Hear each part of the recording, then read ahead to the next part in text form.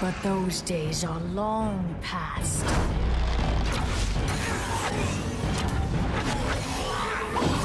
And history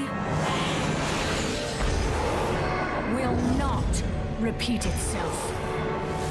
I am Sylvanas Windrunner, Queen of the Forsaken. And if you will not serve me in this life, then you will do so in the next.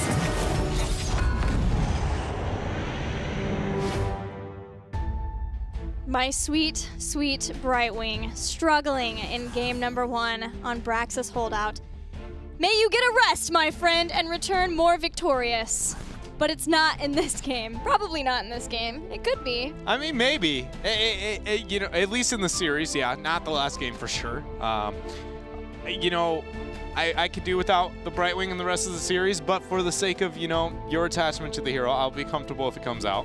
I just would like to see it with another support, or some kind of cross-supporting, if we're going to see any team venture in that direction. Yeah, the shielding from Zarya just was not enough to be able to keep them alive, especially once the Illidan committed to hunting down targets versus getting Metamorphosis. Up next, what is it going to be? Well, it comes down to what Naventic wants to choose, and they are giving up first pick to pick Battleground and take us to Battlefield of Eternity. Here's the thing. They did that before. Gale Force eSports also likes Battlefield quite a lot. Didn't they?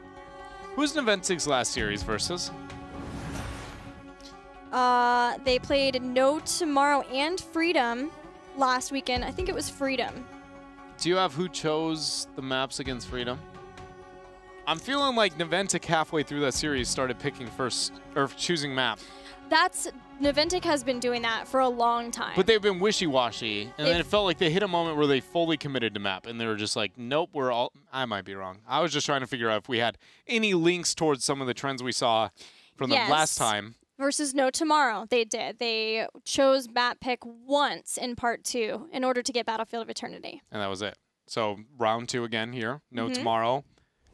Series versus Naventic happening again. Naventic here going to choose BOE. See how it pays out.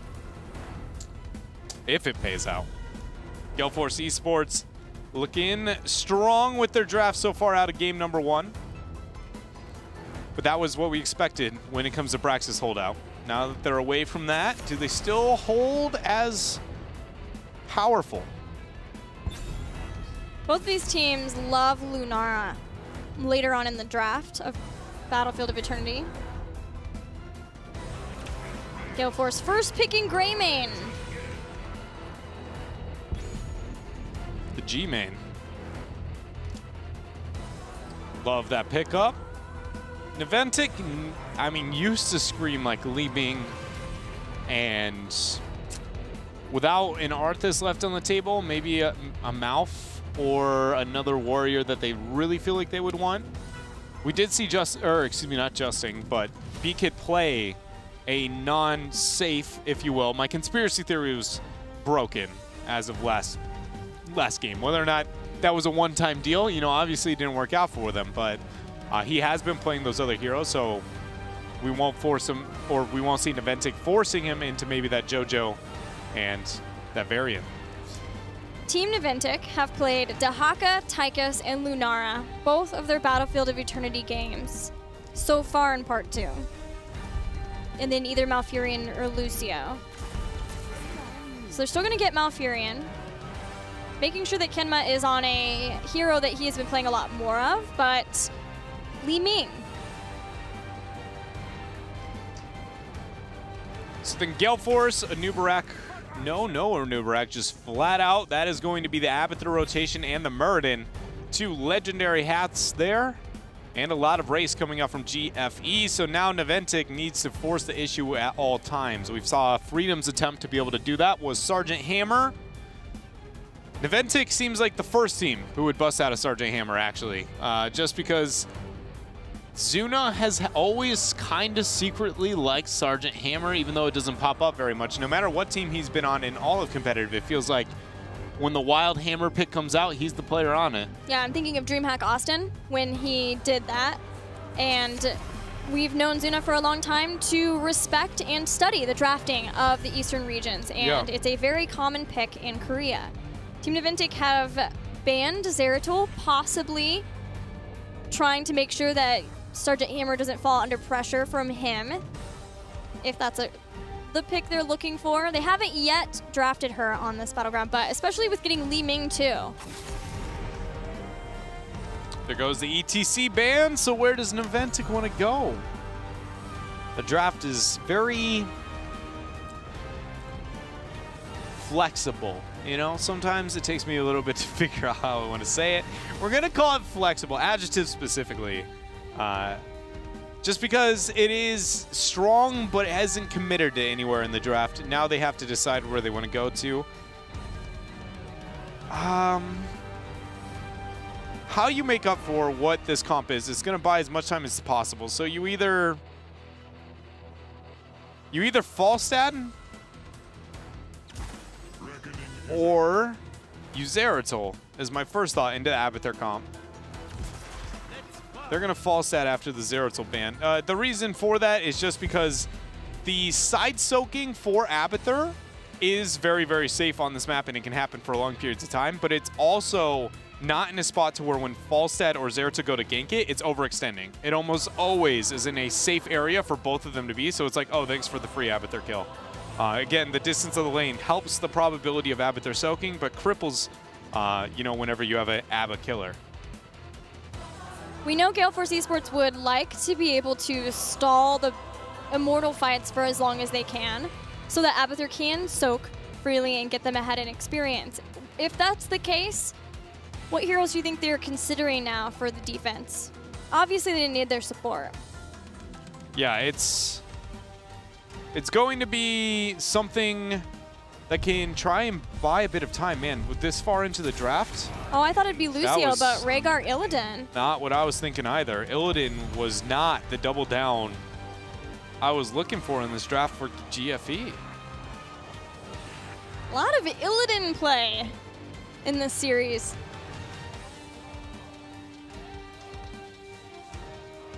Man, does make Naventic have to start asking some questions on what they want to go with. I still really like Sergeant Hammer. Like, really bad. The last thing I want is a Panic Sylph. I can tell you that much. You don't think it'll be a melee? Another warrior? I mean, that's what it could be, but I don't. That doesn't work into the draft Gale Force has. It just loses to the fact that Abathur side soaked and you're too far behind. You have to make up for it by forcing pressure somewhere. And it looks like they're going to do it through a Valeera. Hey, I think that's a nice answer too. It's a nice counter to the initiation that we're going to see out of Greymane and Illidan. It could go gank the Abathur off on the side lanes along with the fall set itself. I do think it puts a lot on Naventic to focus on ganking the Abathur because they have nothing to force Gale Force to move on down to respect them and play overly defensive for long periods of time. They just don't. And that's where things like the Hammer come in. But they do have a lot of gank ability on the Abathur. So the Abathur should just never risk his body as much when it comes to this body soaking, but, you know, just soak all day. Just don't even worry about the fight because it does feel like Naventic built a comp to either gank the Abathur or respond to the initiation of Gale Force. They didn't choose any other part of the game. So if you just don't give them that fight that they want and you never risk your positioning your body, I don't really see how Naventic comes out on top. What I like about the Valeera too, and I don't know if we've seen this combo before or it's just been a while, but Valeera is almost guaranteeing, especially into the late game, a Li Ming reset. Yeah. To start those off too. Her burst possibilities are insane. And it works well with Tyrael too. It's something we've never really seen as a duo, at least not in North America, but they work well together. Anytime you have an assassin who could use Sanctification, get benefit from the smite and the shielding, and has mobility, always works well with Tyrael. So that's another one that, you know, it might have more value to it than I'm giving credit for in teamfights because they do have Tyrael. They've got Gust, and they've got Malfurion. Objectively, those heroics we know to be extremely powerful and really still could turn the momentum of the game. But I just feel like Gale Force is that much better, but then also they picked something that I think will really hurt Naventic, because you can see when Naventic is just like, what do we do? What do we try and make happen? When they're very flustered in their decision-making, and Abathur Illidan compositions on BOE are about as good as they get when it comes to that. Team Naventic needs to make sure that they don't lose picks the same way they did before, especially since they are versus that Abathur composition. So far, Gale Force eSports have won 1 game in this series. Will they win the next one? Let's find out on Battlefield of Eternity.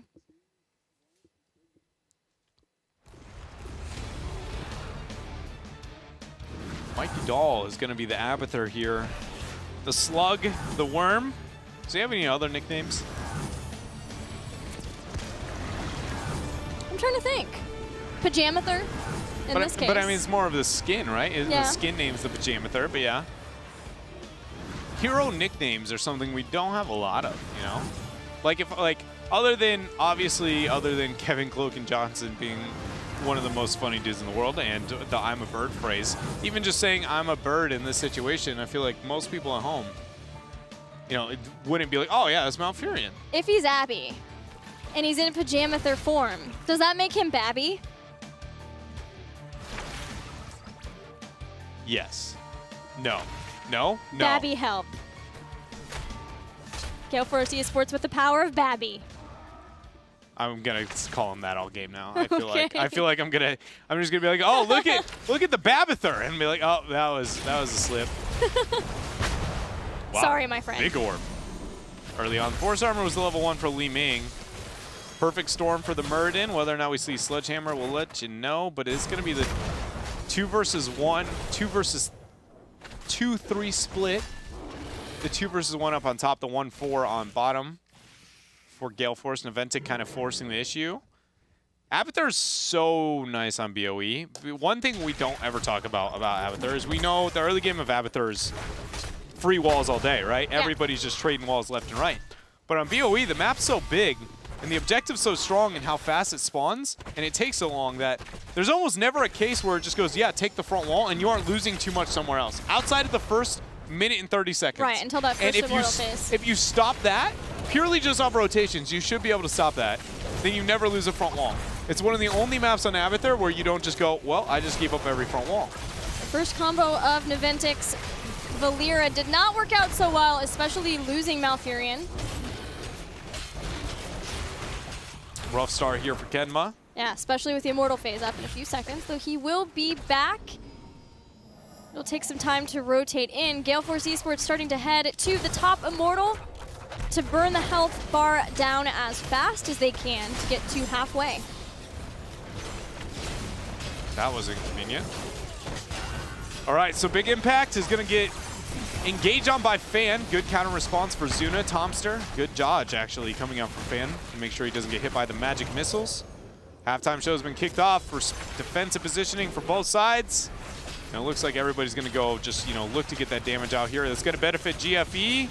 But Zuna or Naventic moves up. Stun. Cheap shot. Orb. Deletion on Illidan. Tying up the kills. Naventic stops Gale Force eSports from just outright winning the Immortal phase. It is still much lower, but they have Tomster to slowly poke down. With the respawn timers being so low, there's only a matter of time that Naventic can stall here before they're going to get low enough, unless they can continue getting kills, and Crowan's getting low. Oh, the flight! The damage after that stun is going to be there. 2.3k left onto that Immortal. Equinox with the Dwarf Toss. He's going to be okay.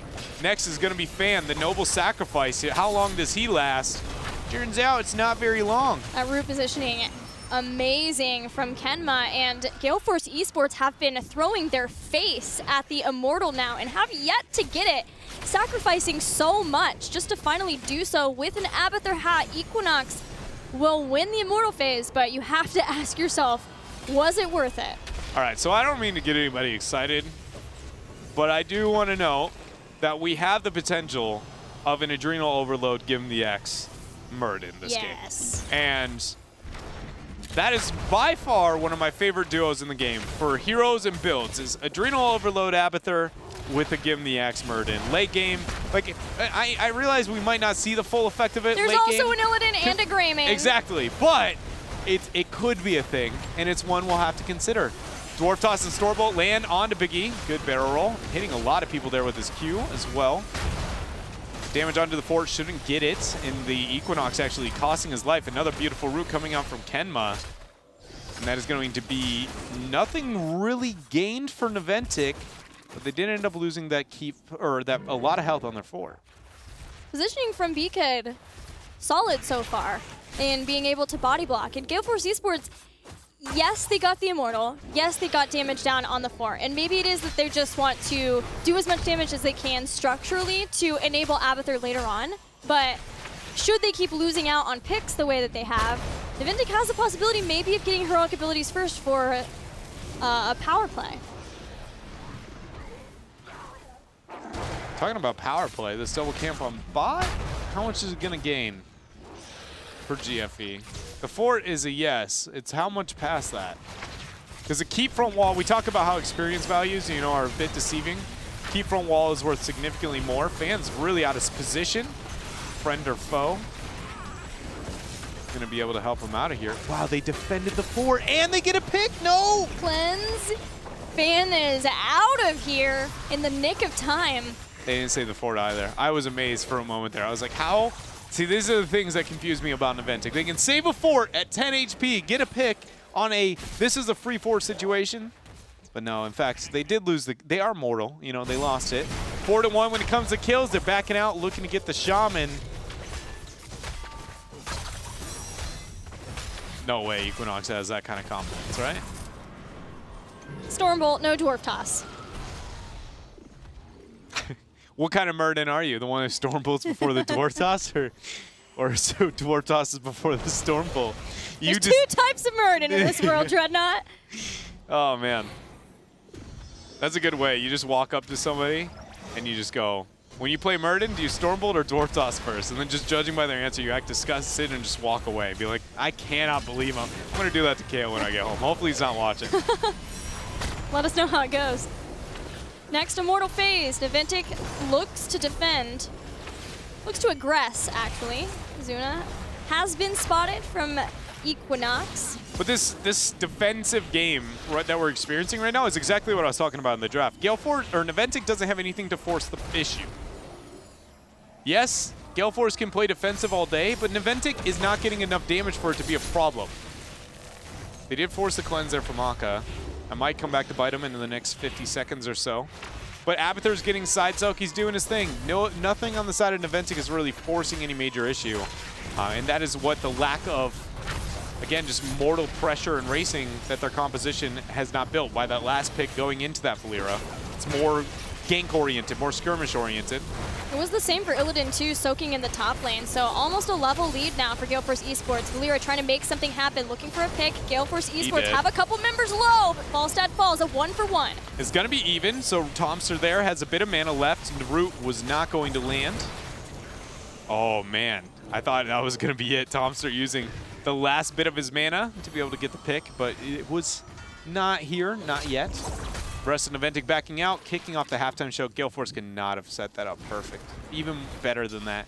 So that fight, the fact that Gale Force could force that, and then Naventic had to walk all the way back, then get the damage out, then buy the 15-second swap time of halftime show, means that Gale Force can get everybody back into position, and then worry about the race to 10. I didn't realize we didn't make it to halftime show yet. That was huge. Yeah, it takes so much time to swap those out, and especially when the team needed to go back and heal, but Naventic are back. 10's not here yet. They're trying to burn this down before Gale Force can get that power spike. They've got all in it because they're about a fraction of an inch away. They got it. The 10s are online. Everybody going in. Gale Force says, what's up? Let's go. Double gray main. The hunt goes in. Falstad goes down. It's not done yet. Zuna trying to get back, but the chase is real from Gale Force eSports. A haphazard Stormbolt over the wall. Make sure that. The 3-man rotation to backdoor. Man, Equinox is not going to be able to sniff it out in time either. The question is, can they get more and more picks? Yes. Ken is the sacrifice, but how many more? Because Li Ming. Can run. I mean, he bought a bit of time. He did. If a tree dies in the middle of Battlefield of Eternity and nobody's around to hear it, does it make a sound? I guess not.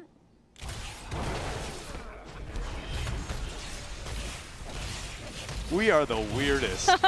Yeah, we are. Naventic get the Immortal. and get heroic abilities. They have stopped Gale Force eSports at least slightly in their tracks for that phase.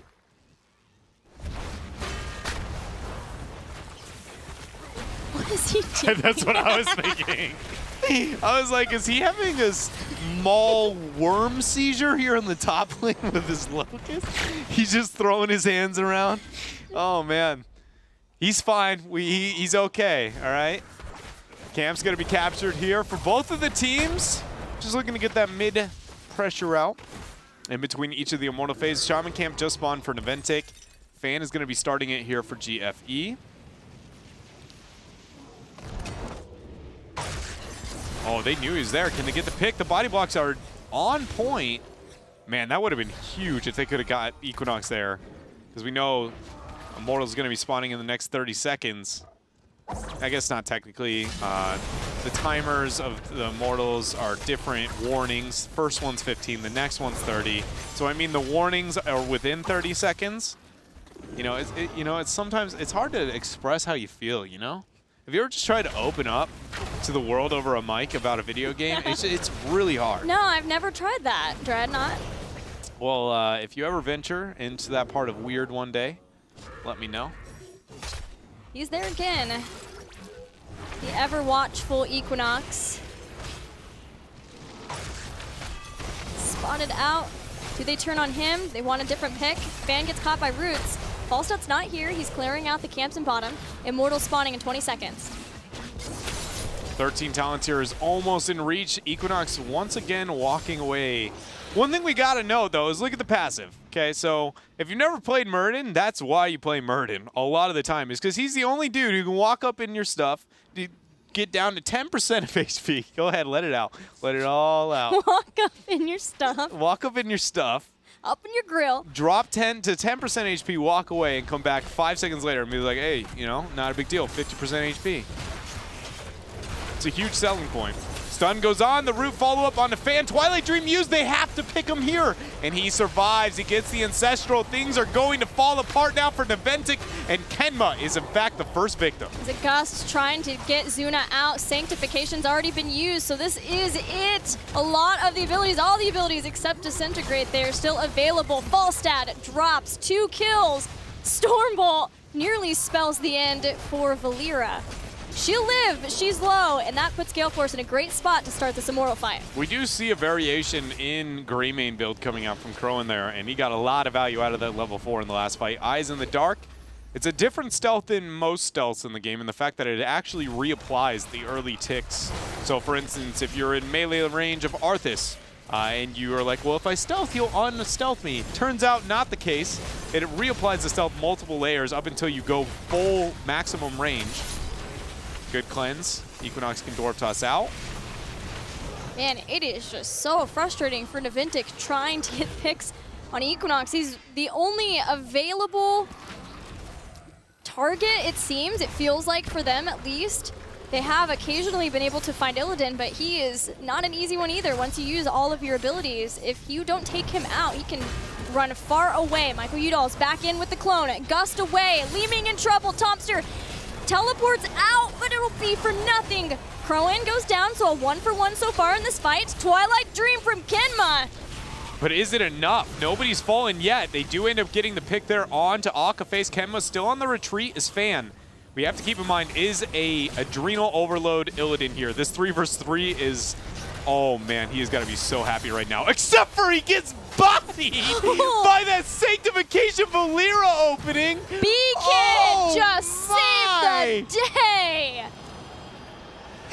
Oh man, right as I was trying to let you guys know about how entertaining that circumstances is when you're the Illidan, they just 100-0'd. I blinked and he was dead. Valeera power, man. Sanctification. My goodness. And it only gets worse the more levels that she can get. But Gale Force eSports are still ahead in this game. They still were able to get the Immortal. Thankfully for Naventic, they don't have to deal with Gale Force pushing with it. We have a look at this last fight once again. The fight, you know, it all starts out fine and dandy. Twilight Dream just comes off cooldown, hits a big one, Kenma there. And normally in the 3 versus 3, you know, after the splits up, what happens? Is that one Valeera rotation is all it is?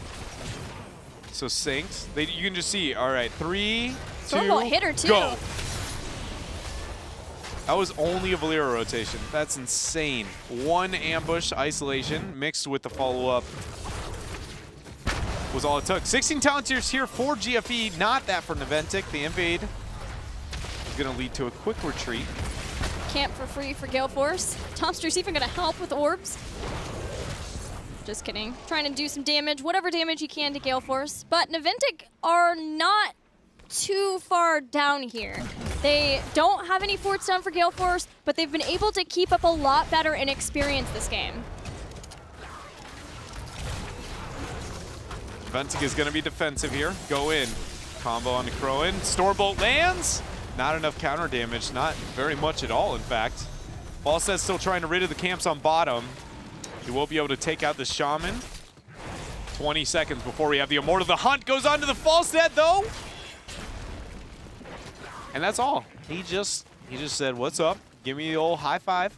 All right, I'm going to go back to the Immortal. Nice talking to you. Valeera now has exposed the armor, so once she eviscerates a target with 3 combo points, which she's set up to have a lot of combo points, then she'll be able to make somebody vulnerable for a couple seconds. Cleanse. Just want to give credit to B-Kid there for wearing that Stormbolt. It might not have been Zuno's life, but it could have been. And even that is enough. The fact that he was willing to queue outward to make sure he gets in between the Stormbolt was a really smart play. B-Kid's Tyrael play this game has been impressive.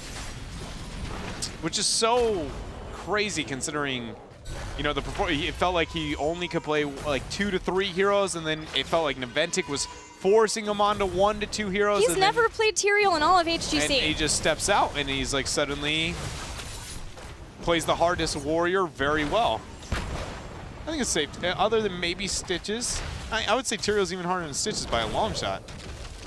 Yeah, especially the solo warrior. He'll be keeping Gale Force locked down with those holy grounds now that they are 16. And Equinox goes in. He dwarf tossed in. Gus is going to push Fan away too. Crowan is separated from the team. Disintegrate, but Ancestral Healing saves the day. Catches Agape's back up. But Crowan is taking a lot of damage from Zuno once more. They go in, he gets the pick. Sanctification and Twilight Dream were used as well. B-Kid manages to barely survive there as this is only one person down. Crowan on that Greymane Fan over top with a hat, looking for somebody to go in on. But with that pick on the Equinox, Naventic has the opportunity to kick off the halftime. And Naventic have been looking for a Murden kill for a long time. Finally taking him out, making him be down for 35 more seconds. While Naventic can finally get an Immortal and start sieging down some of the structures of Gale Force, because although Naventic have been getting consistent picks, they haven't been able to take down any of those structures, or even get ahead in experience, just staying as even as they possibly can for team fights. And here we go, the Immortal going over to the hands of Naventic for the first time in this game. Shielding's just ridiculous, so they need to be able to open up the map, look for a keep, maybe even more, and with the rate at which they've been able to pick up kills, I think of Sanctification, which it will be offline by the time they make it to that keep, or online, excuse me, they may be able to dive and even get enough picks to win, as long as they play this off very offensively. Luna vanishes in. Starts to make Gale Force get scared. It's all about scaring them away from doing enough damage to the Immortal to take down the shielding. Equinox set down to 50 HP, 50% just purely off of Zuna initiations alone. Double Illidan's backdooring the keep up on top. They can win the game, which is going to force Naventic back. No way. Naventic's going to try to end things here. They're going after the keep. The clone is down. It's just Mike Udall left. No clone for 50 more seconds. The fan goes in, the hunt under the back line, big impact, sanctification saves him. Beautiful ancestral though, coming out of Akaface, and things are fine. Kenma dodges the store bolt there with the ice block, but one member falling, Li Ming. Twilight Dream! Okay, so it's 3-1, 3 down for just Greymane, taken out by the Twilight Dreams. Zuna and B-Kid still trying to end this if they can with the Immortal. They take out Akaface, that's one. Zuna gets low, he falls. It's just 60? 50? No, that is it. They're fine with just that one pick, but can they end the game? That's the question here, Gilly. He's gonna hunt the minion, they sure can. Thanks for the free ride over, says Fan, as he is now gonna go to a core by himself. This is gonna take a while. I don't know why I'm acting like the game's gonna end. We have approximately 20-25 more seconds. But only Gus could stop this game from being lost. Observe in his glory. In his natural habitat. Sol Illidan on the core. Hatted by Abathur. He is joined by a Muradin with a similar hat. You gotta give it to Naventic. That game.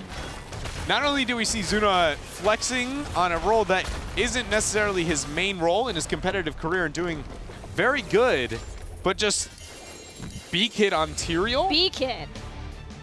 Sanctification's on point, Holy Ground's on point. The whole game, they played very well. Yeah. They could have won that game. That's the crazy thing to think of, is that game had a couple of moments where it very much could have been theirs. Even debatably should have with the 35% at the very end.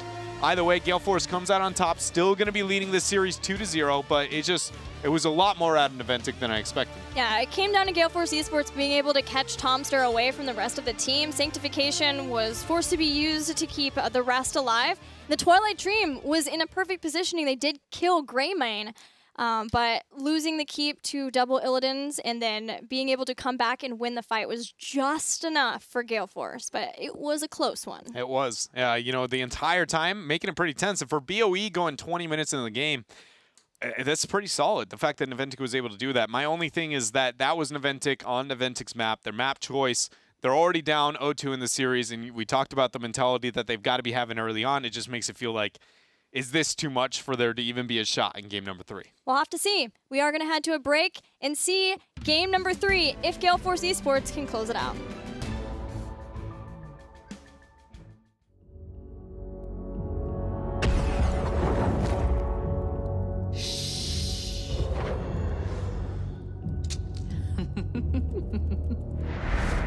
Orphaned as a young child, Valeera Sanguinar has led a life of hardship and adventure. She forged iron bonds of friendship with Broll Baremantle and Varian Rin while fighting alongside them as a gladiator. Even after becoming Varian's advisor and bodyguard, she held on to her independence, which she still maintains as a member of the secretive Uncrowned. Now in the Nexus, Valeera is loyal to neither the Horde nor the Alliance, but to her friends and herself.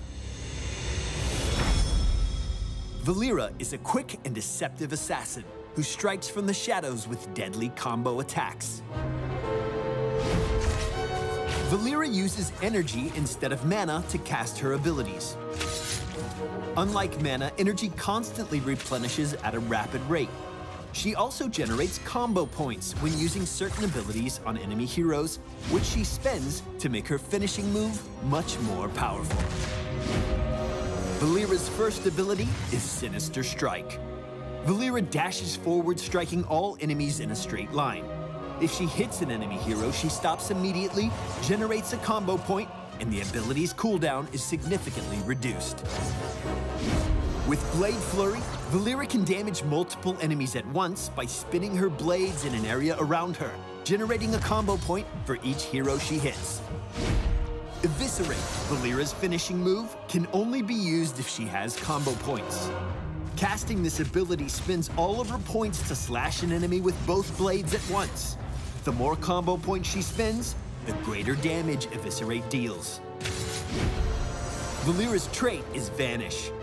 Just like the WoW Rogue ability, activating Vanish immediately places Valeera in stealth, granting her an entire new set of abilities. All of her abilities in stealth generate combo points and bring her out of stealth when she uses them. Ambush is Valeera's signature combat opener, stabbing an unsuspecting enemy with her daggers for heavy damage.